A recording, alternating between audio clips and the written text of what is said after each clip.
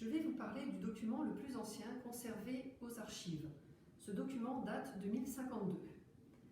Au 7e siècle, Omer, évêque de Thérouanne, fonde le monastère de Citieux sur une terre donnée en 649 par le seigneur local Adroad. C'est du nom d'Omer en latin, Odomarus, que dérive d'ailleurs le nom des habitants de Saint-Omer, les Odomarois. Ce monastère est réparti sur 2 sites. Une église consacrée à la Vierge Marie sur une hauteur et un monastère dédié aux apôtres Pierre et Paul, installé plus bas sur les rives de l'Ain. Vers 670, l'évêque Omer décède au cours d'une tournée pastorale à Wavran-sur-l'Ain. L'abbé Bertin se rend sur place avec ses religieux pour transporter le corps de l'évêque Omer et le ramener à l'église de la Sainte Vierge pour le faire inhumer comme celui-ci l'avait demandé dans son testament.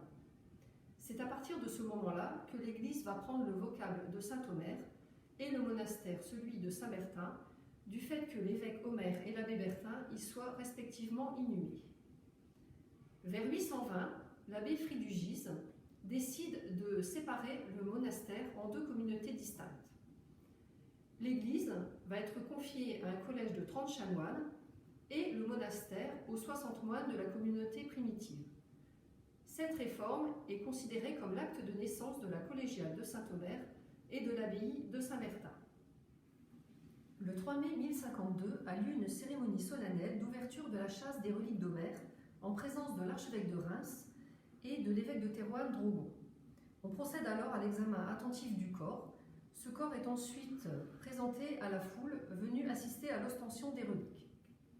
Un acte authentifié en parchemin qui relate brièvement ces événements et mentionne les principaux témoins est alors déposé dans le coffre en bois renfermant le corps de Saint-Omer. Cette charte de reconnaissance des reliques de Saint-Omer est ainsi le plus ancien document conservé aux archives. Il date de 1052. À partir du XVe siècle, les reliques du saint sont déposées dans un reliquaire en argent, lui-même protégé par une châsse en bois au sein du petit autel situé dans le chœur de l'église. Ce reliquaire disparaît avec le mobilier de la cathédrale lors de la Révolution française. Le parchemin qui s'y trouvait en aurait été soustrait à cette occasion, puis remis à la bibliothèque au début du XXe siècle. La vie de Saint-Omer est aussi représentée par les reliefs de son cénotaphe, élevé au XIIIe siècle en pierre de marquise et installé aujourd'hui dans la nef de l'édifice.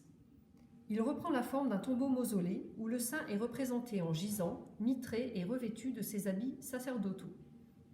Sur le soubassement, des arcatures sont ouvertes sur l'intérieur du coffre, actuellement vide, où des reliques du saint étaient peut-être à l'origine offertes à la vénération des fidèles.